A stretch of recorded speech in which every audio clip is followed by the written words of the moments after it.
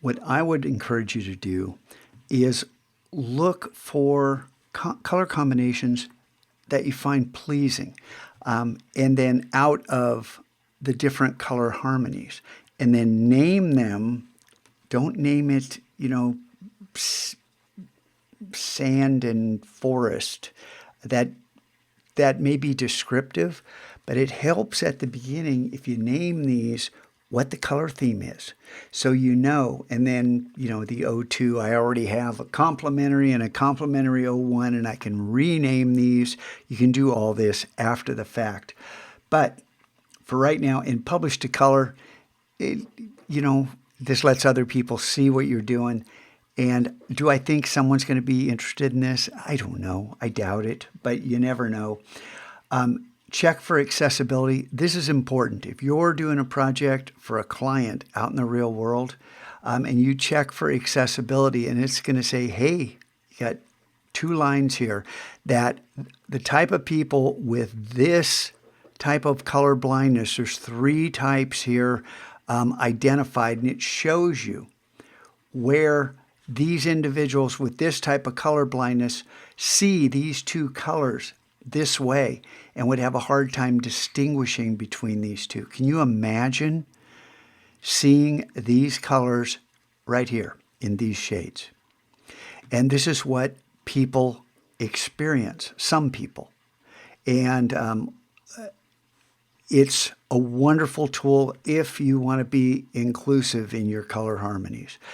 But for right now, if we just head back to the color wheel and save this, after we've named it, it goes into our library. It says theme successfully saved to my library. You can click view, and this will take you to your library.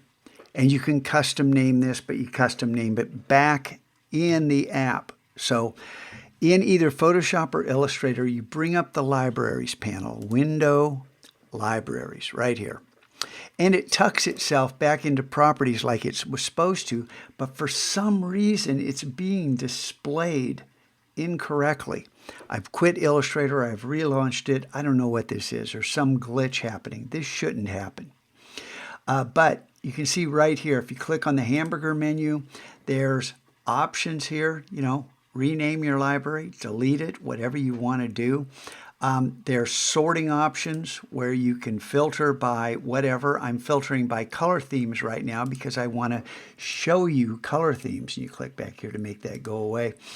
And then different sorts here, different ways to view this as either a grid or a list. And if you want to use, say I want to use my colorblind safe. And this is a custom theme that I made that's colorblind safe. Well, I can right click on this and it says add theme to swatches. And I already switched to swatches so you could see this. And there is my my little set of swatches that I can now use in a project. They're added to the swatch panel for this particular document.